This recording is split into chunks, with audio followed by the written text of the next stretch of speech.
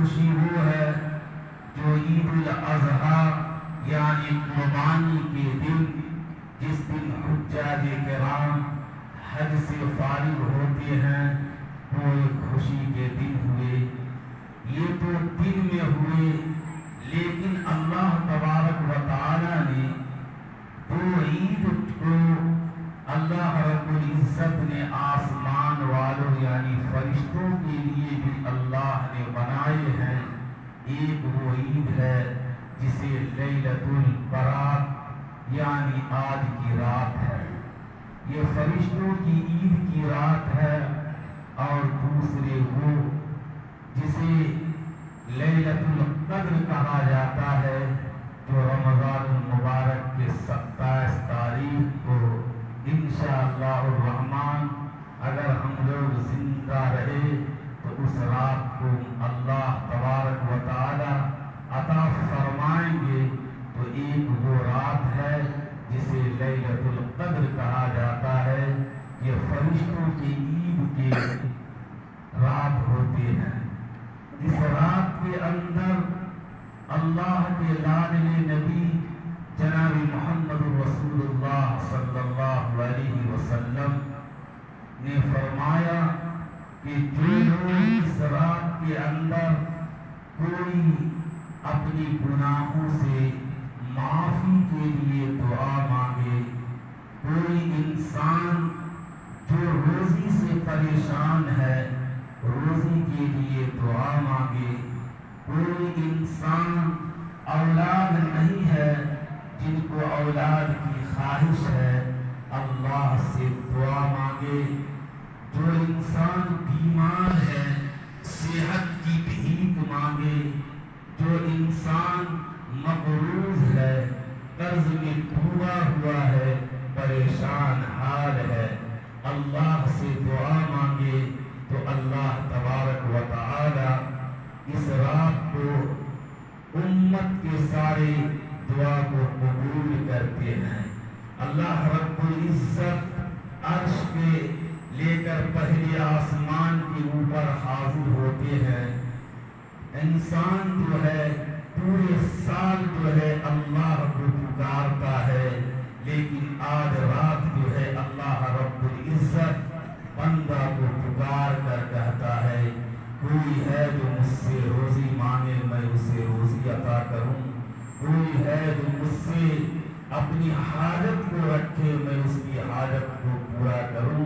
یہ اعلان ہوتا رہتا ہے صبح صادق تک۔ اس رات کے اندر جو ہے ہمیں اور آپ کو کیا کرنا ہے اور کیا نہیں کرنا ہے، تو حدیث کے اندر آتا ہے اس رات کے اندر کوئی الگ سے نماز نہیں ہے، بس ہم اور آپ جو ہے قرآن پاک کو تلاوت کریں اور صلاۃ التسبیح کی نماز پڑھیں، نہیں تو ذکر و اذکار کریں اور تنہائی میں بیٹھ کر پوری زندگی کا محاسبہ کریں کہ ہم نے اپنی زندگی کو کس انداز میں گزارے، مجھ سے کیا گناہ ہوئے ہیں، میں نے دنیا میں رہ کر کیا خطا کیا ہوں۔ ایک ایک گناہوں کو سامنے رکھ کر انسان روئے، ایک ایک گناہوں کو سامنے رکھ کر اپنے آنسو کو بہائے،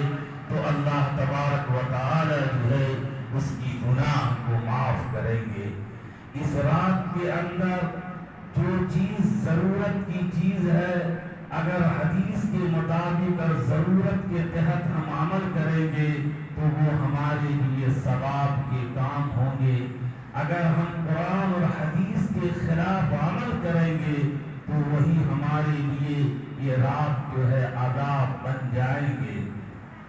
حدیث کے اندر آتا ہے کہ اس رات کے اندر قبرستان جانا، یہ حدیث کے اندر ہے کہ رسول اللہ صلی اللہ علیہ وسلم ایک مرتبہ اما عائشہ صدیقہ رضی اللہ تعالی عنہا کے پاس آپ صلی اللہ علیہ وسلم تشریف فرما تھے، اور وہاں سے اٹھتے ہیں حضور پاک صلی اللہ علیہ وسلم جنت البقیع جو مدینہ منورہ کے قبرستان ہے وہاں پر تشریف لے گئے۔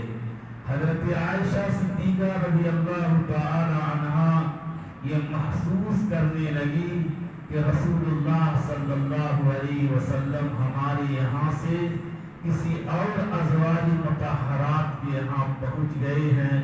وہ پیچھے سے وہ چلنے لگی تو دیکھتے ہیں کہ رسول اللہ صلی اللہ علیہ وسلم جنت البقیع میں دعا امت کے لیے کر رہے ہیں۔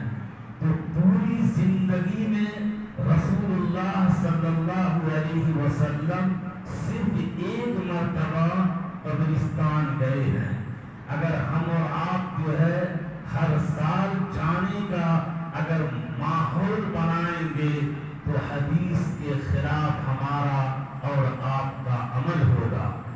اللہ تبارک و تعالی آپ اگر یہاں سے بھی اپنی مرحوم کے لیے دعا کریں گے، آپ گھر سے بیٹھ کر دعا کریں گے، آپ کہیں بھی کسی مقام پر بیٹھ کر اللہ سے سامنے دعا کریں گے کہ مولا کریم میری مرحومین کو مغفرت کر دے، ساری امت کے مرحومین کو معاف کر دے، تو اللہ معاف کرنے کے لیے تیار ہے۔ اگر آپ نے اس عمل کو اختیار کیا تو یہ رات ہمارے اور آپ کے لیے باعث اجر اور ثواب ہوں گے۔ اگر ہم اس حدیث کے خلاف عمل کریں گے، قبرستان میں جانے کا ایک عجیب و غریب ماحول ہے، وہاں پر پہنچنے کے بعد جو ہے راستہ میں چلنا دشوار ہے، لوگوں کو دھکا مار کر بہت سارے کمزور کو نوجوان اپنے بازو سے دھکا لگا کر آگے بڑھنے کی کوشش کرتا ہے، اور رسول اللہ صلی اللہ علیہ وسلم نے فرمایا کہ کوئی بھی عبادت میں کسی کو تکلیف پہنچا کر اگر ہم پڑھنے کی کوشش کریں وہ آپ کے اور ہمارے لیے وہ عبادت نہیں بنیں گے، بلکہ ہمارے اور آپ کے لیے یہ عذاب کی چیز بن جائیں گے۔ لہذا بالکل اس حالت میں چلے جس طرح رسول اللہ صلی اللہ علیہ وسلم نے چلنے کا طریقہ بتایا ہے۔ آج تو ہمارے ملک کے اندر حالات کشیدگی، بیماری اور خوف کے حالت میں ہماری زندگی گزر رہی ہے۔ حکومت کی طرف سے قبرستان کا جانا ممنوع قرار دیا گیا ہے، لہذا نوجوانوں سے میری درخواست ہے کہ آپ جو ہے مسجد کے بعد جو ہے گھر میں جائیں یا مسجد میں عبادت کریں، بالکل قبرستان کے رخ اختیار نہ کریں۔ جو نوجوان ہے ان سے میں کہتا ہوں کہ آپ اپنی گاڑی کو اللہ کے واسطے باہر نہ نکالیں۔ اگر آپ نے تیز رفتار میں گاڑی کو چلایا، حکومت آپ کو پکڑ کر آپ کو ہو سکتا ہے کہ جیل میں ڈال دے۔ اس وقت آپ کے گھر والے پریشان ہوں گے، محلے کے لوگ پریشان ہوں گے، بلکہ آپ کے صوبے کے بڑے بڑے آدمی پریشان ہوں گے۔ ہلدی میں کیا ہوا؟ جو نوجوان جیل میں گئے ہیں ابھی بھی وہ تڑپ رہے ہیں، ان کی ابھی بھی بہت سارے لوگوں کو رہائی نہیں ہوئی ہے، ابھی بھی وہ ان کے گھر والے اس کی فریاد کر رہے ہیں کہ میرا بچہ مجھ سے جدا ہو گیا، کوئی اس کو سننے کے لیے تیار نہیں۔ لہذا حکومت جس چیز کو منع کیا ہے وہ ہمارے اور آپ کے فائدے کے لیے چیز ہے۔ اگر زندگی ہے تو جہان ہے، اگر آپ کی زندگی باقی رہے گی تو اگلے سال آپ قبرستان جائیں گے، اگلے سال آپ جا کر آپ اپنے مرحومین کو قبر پر جائیں گے۔ یہ کوئی ضروری نہیں کہ اس میں رنجیدگی اور پریشان اٹھانے کی کوئی ضرورت نہیں۔ آپ یہاں سے دعا کریں گے، اللہ ان کی مغفرت کر دیں گے، اللہ ان کو قبر کو نور سے بھر دیں گے، اللہ ان کو قبر کو جنت کے باغوں میں سے باغ بنا دیں گے۔ یہی بیٹھے ان کی ہم مغفرت کی دعا کریں گے۔ رسول اللہ اللہ صلی اللہ علیہ وسلم نے فرمایا کہ آج کی رات انسان جو دعا کرتا ہے اللہ تبارک و تعالی اس کی دعا کو قبول کرتے ہیں، لیکن اس میں سے 6 افراد ایسے ہیں کہ وہ انسان اگر ان گناہوں کو نہیں چھوڑتا، ان گناہوں سے توبہ نہیں کرتا تو اللہ پاک آج کی رات بھی اس کی مغفرت نہیں کریں گے۔ ایک وہ شخص ہے جو مشرک یعنی شرک کرنے والا۔ شرک کرنا یہ سنگین گناہ ہے، یہ عظیم گناہ ہے۔ اللہ تبارک و تعالی نے آپ کو اور ہم کو پیدا کیا ہے، وہی ہے انسان کو روزی دیتا ہے، وہی ہے انسان کو بیماری دیتا ہے، وہی انسان کو صحت دیتا ہے، وہی انسان کو دولت دیتا ہے، وہی انسان کو فقیر بناتا ہے۔ اگر آپ نے کسی کو اس صفت میں شریک کر لیا کہ فلاں آدمی بھی روزی کو دے سکتا ہے، فلاں آدمی بھی بیماری کو ختم کر سکتا ہے، تو آپ نے اللہ کی ذات میں شرک کیا۔ ایسے آدمی کو اللہ تبارک و تعالی ہرگز معاف نہیں فرمائیں گے۔ دوسرا وہ انسان ہے جو شراب کا پینے والا انسان۔ یہ شراب جو ہے اہم ترین گناہوں کا ذریعہ ہے، اور اس میں دنیا کے اعتبار سے بھی نقصان ہے، دین کے اعتبار سے بھی نقصان ہے، مالی اعتبار سے بھی نقصان ہے۔ مالی اعتبار سے نقصان یہ ہے جو انسان شرابی ہوتا ہے اس کا بیٹا، اس کا بچہ جو ہے روٹی کے لیے ترستا ہے، اور وہ کما کر شراب پی کر گھر میں آتا ہے، گھر کا ماحول گندا ہوتا ہے، بچوں کو مارتا ہے، بیوی پر ظلم کرتا ہے۔ یہ تو مال کے نقصان ہوئے، اور دنیاوی نقصان، دینی نقصان یہ ہے اگر کوئی شرابی انسان ہو، اس کا رشتہ دار، اس کا باپ مر جائے تو وہ جنازے کی نماز میں بھی شرکت نہیں کرتا۔ میں نے اپنے آنکھوں سے دیکھا، میں کسی کا نام نہیں لینا چاہتا ہوں، اس کا باپ کا جنازہ میں پڑھا رہا تھا، بیٹا باہر کھڑا ہے، وہ شراب کے نشے میں مست ہے، اس کی ہمت نہیں پڑ رہی ہے کہ مولانا میرے باپ کے لیے دعا کرے۔ اس کی جنازے کی نماز ہوئی، قبرستان بھی وقت دیا، لیکن وہ شراب کے نشہ میں باپ کے اوپر مٹی بھی نہیں دیا۔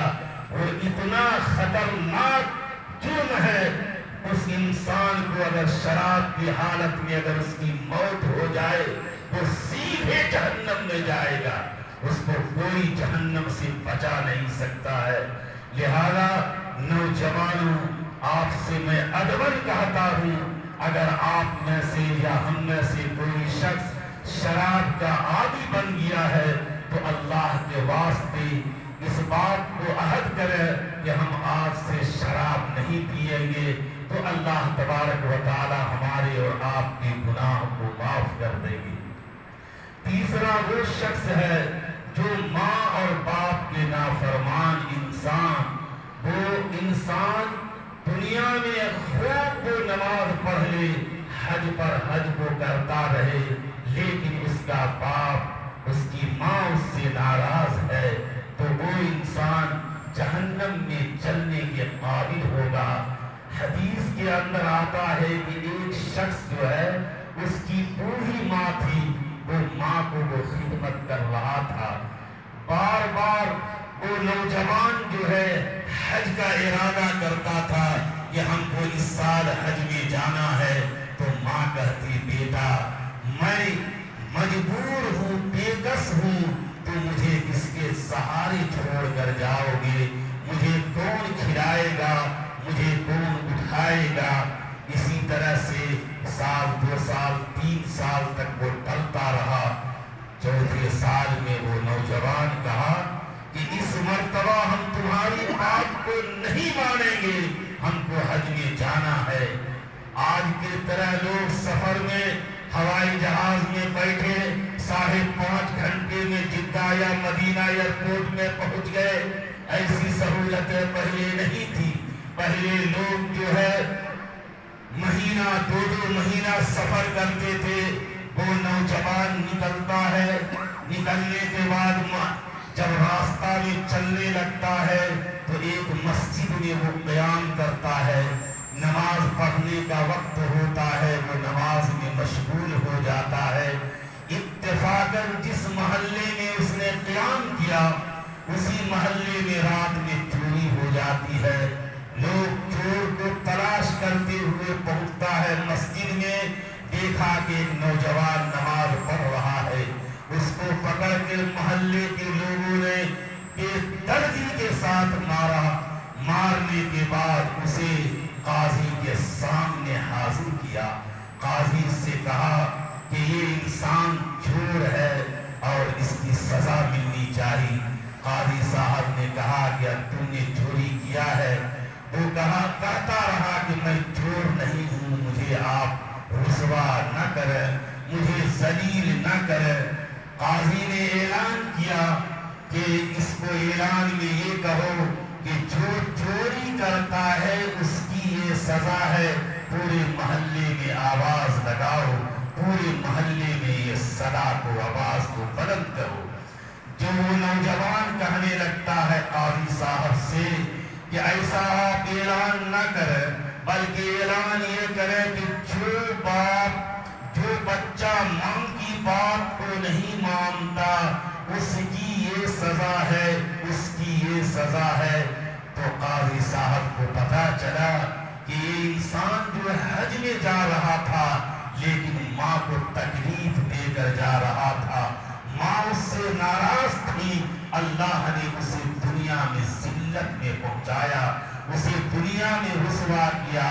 اور آخرت کی رسوائی تو یہ ہے کہ اللہ تبارک و تعالی جو ہے قیامت کے دن اس بچے کو گریبان پکڑ کر پوچھے گا کہ ہم نے تم کو طاقت دیا، تجھے میں نے دولت دیا، تو نے ماں باپ کے ساتھ کیا سلوک کیا، ان کے ساتھ تم ظلم کیا یا اچھا کیا.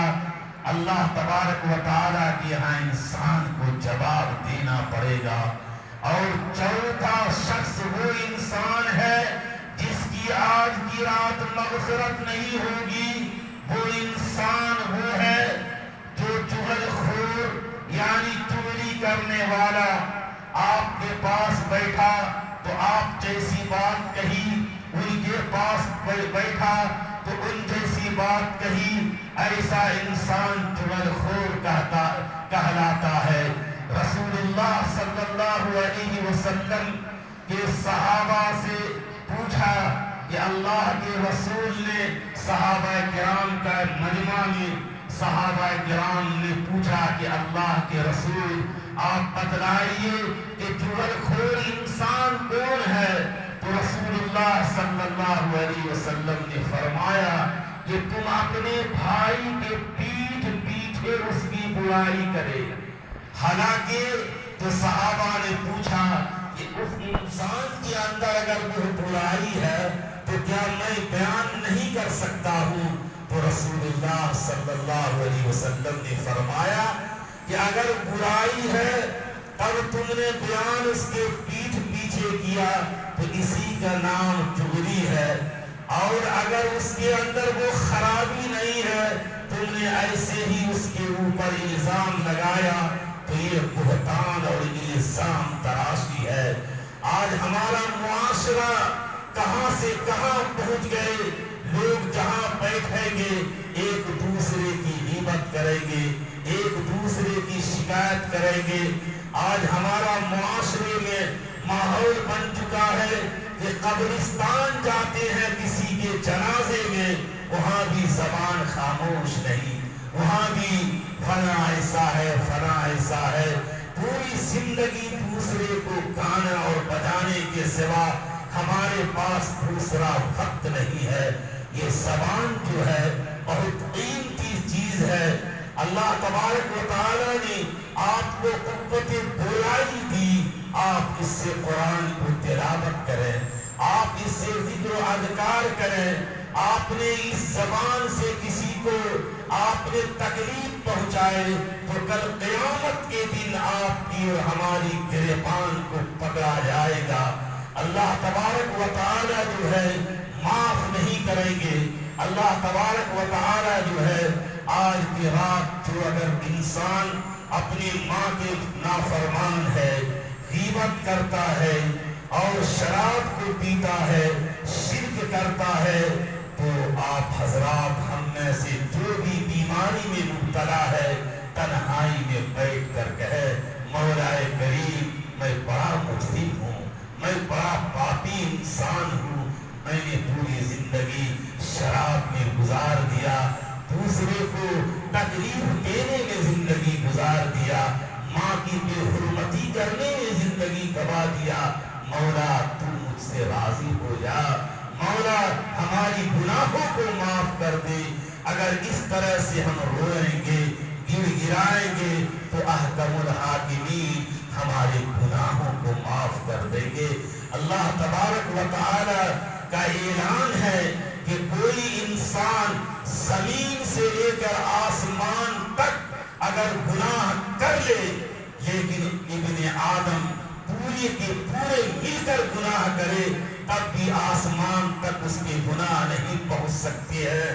اللہ تبارک و تعالیٰ کا اعلان ہے کہ انسان 70 مرتبہ اگر توبہ کرے اور پھر توڑ دے، آپ نے شراب پیا، کل نے توبہ کیا، اللہ اب ہم نہیں پیئیں گے، پھر آپ نے پی لیا، پھر آپ نے توبہ کر لیا، آپ 70 مرتبہ اگر آپ نے توبہ کیا پھر بھی اللہ آپ کو معاف کر دیں گے۔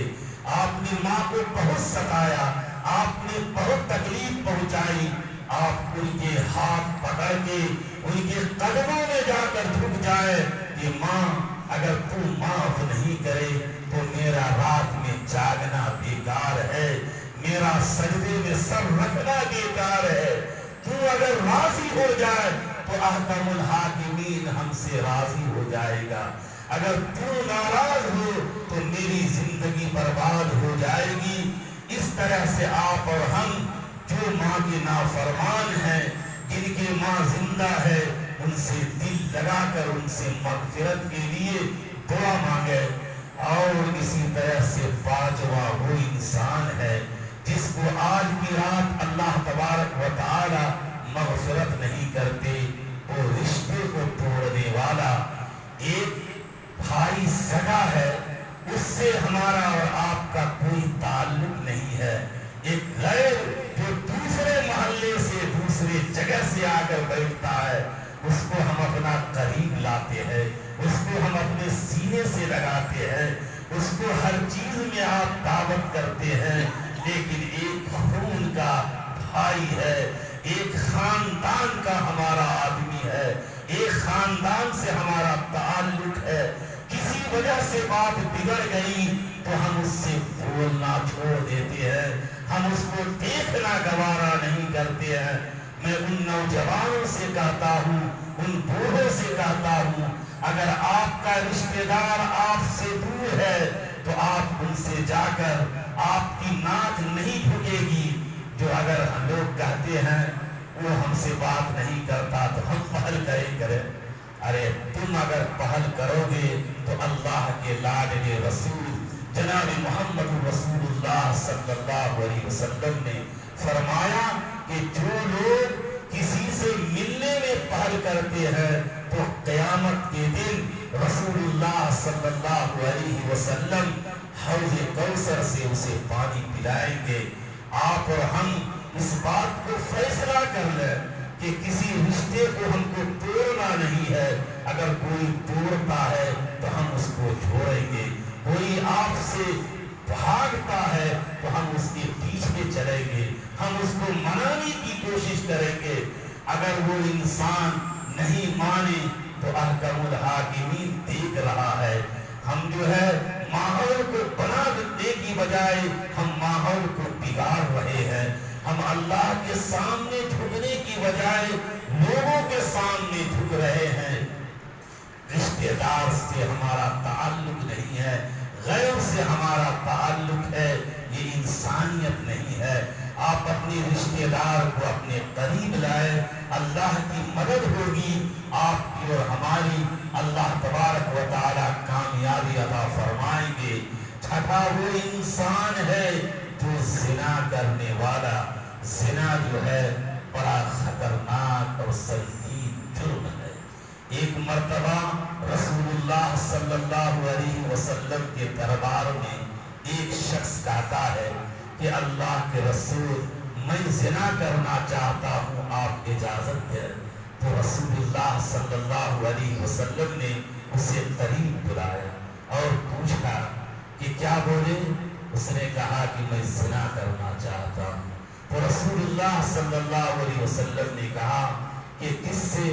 تو فلاں سے۔ بولے اگر تمہاری بیٹی کے ساتھ کوئی زنا کرے، تمہاری بہن کے ساتھ کوئی زنا کرے، تمہاری ماں کے ساتھ زنا کرے، کیا تم برداشت کر سکتے ہو؟ تو بولا ہرگز نہیں۔ تو رسول اللہ صلی اللہ علیہ وسلم نے فرمایا کہ تم جس سے زنا کرنا چاہتے ہو وہ بھی کسی کی بیٹی ہوگی، وہ بھی کسی کی بہن ہوگی، وہ بھی کسی کی ماں ہوگی۔ جب تم برداشت نہیں کرتے تو دوسرا کیسے برداشت کر سکتا ہے؟ تو رسول اللہ صلی اللہ علیہ وسلم نے فرمایا کہ جو لوگ اس بیماری کے اندر مبتلا ہے اس کو اللہ تبارک و تعالی دنیا میں بھی رسوا کریں گے۔ آپ اگر کسی کی بیٹی کے ساتھ زنا کریں گے تو آپ کی بچی کے ساتھ بھی زنا ہو کر رہے گا۔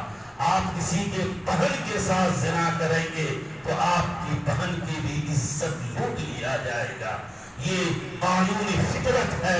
آپ اگر کسی کو آپ جو ہے ظلم کریں گے تو اللہ تبارک و تعالی جو ہے آپ کو بھی رسوا اور ذلیل کریں گے۔ لہذا آج کی رات جو ہے ان تمام بیماری جس کے اندر بھی ہے، اللہ سے دعا کریں کہ مولا کریم ہم نے بڑا ظلم کیا، اے اللہ ان تمام گناہوں سے ہماری مغفرت کر دے۔ تو اللہ سے اگر ہم دعا کریں گے تو اللہ پاک جو ہے سچے دل سے توبہ کرتے ہیں وضو کرنے کا، یعنی اس چیز کو ہم عہد کریں التائب من الذنب کمن لا ذنب لہ، کہ توبہ کرنے والا انسان ویسا ہے جیسے ماں کے پیٹ سے نکلتا ہے، گناہ اس کے اوپر نہیں۔ تو آپ صدق کے دل سے توبہ کریں گے تو اللہ آپ کی اور ہماری گناہ کو معاف کر دیں گے۔ جب اللہ راضی ہو جائیں گے تو پھر جو ہے ہمارا نظام، ہمارے حالات بدلتے رہیں گے۔ رمضان المبارک کا مہینہ ہمارے اور آپ کے سروں پر سایہ فگن ہونے والا ہے، اس کا ادب احترام ہمیں کرنا ہے۔ پہلے نوجوانوں سے میری عاجزانہ درخواست ہے کہ جو لوگ رمضان المبارک کا مہینہ جو آنے والا ہے اس بات کو فیصلہ کریں، چاہے میرا کام ہو یا نہ ہو، رمضان کا ہم روزہ رکھیں گے۔ روزہ رکھنا یہ فرض ہے، اس طرح نماز کا پڑھنا فرض ہے، اسی طریقے سے روزہ رکھنا فرض ہے۔ اگر آپ نے طاقت اور ہمت کے باوجود آپ نے روزہ نہیں رکھا تو آپ کے اور ہمارے لیے دن کے اندر کھانا اللہ نے حرام قرار دیا ہے۔ آپ اگر دن میں کھائیں گے تو اللہ تبارک و تعالی کی شریعت کی آپ بغاوت کریں گے۔ جو اللہ کے بغاوت شریعت کے کرے گا وہ انسان دنیا میں کہیں پنپ نہیں سکتا ہے، وہ ذلت میں جائے گا، اسے عزت اور سربلندی کبھی میسر نہیں ہوں گے۔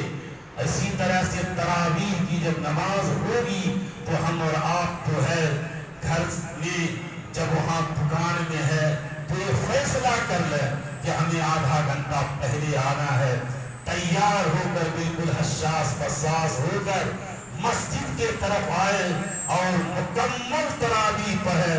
یہ نہیں کہ 5 رکعت پڑھ لیے تراویح میں اور وتر کی نماز میں بیٹھ گئے، بس ایسا نہیں، بلکہ یہ 20 رکعت تراویح کی نماز ہوتی ہے، 20 رکعت نماز پڑھنی ہے، اس کے بعد جو ہے وتر پڑھ کے ہم کو جانا ہے۔ لیکن ماحول تو بڑا گندا ہے، جب رمضان شروع ہوتا ہے تو مسجد جو ہے بھری جاتی ہے، اور جو مکمل نماز پڑھنے والا ان کو پیچھے ملتا ہے جگہ، اور جو صرف پہلے دن کے لیے جو ہے آگے کے صف میں مارا کرتے ہیں، 5 رمضان کے بعد پھر ان کی جگہ ختم ہو جاتی ہے۔ جو ہمیشہ پڑھنے والا ہے وہی 10 آدمی رہ جاتے ہیں۔ کیا اسی 10 کے اوپر قرآن کا سننا ہے؟ کیا اسی 10 کے اوپر جو ہے تراویح کی نماز ہے؟ آپ کو ہمارے اوپر اللہ نے فرض نہیں کیا ہے؟ ہمیں بھی قرآن کو سننا ہے، ہمیں بھی قرآن کو پڑھنا ہے، ہمیں بھی اللہ کے سامنے جھکنا ہے، ہمیں بھی اللہ سے لینا ہے۔ ایسے ماحول بنانے کی ضرورت ہے۔ بس دعا ہے کہ اللہ پاک ہم سب کو سچا اور پکا مسلمان بنائے۔ وآخر دعوانا ان الحمدللہ رب العالمین۔ دعا فرمائے سارے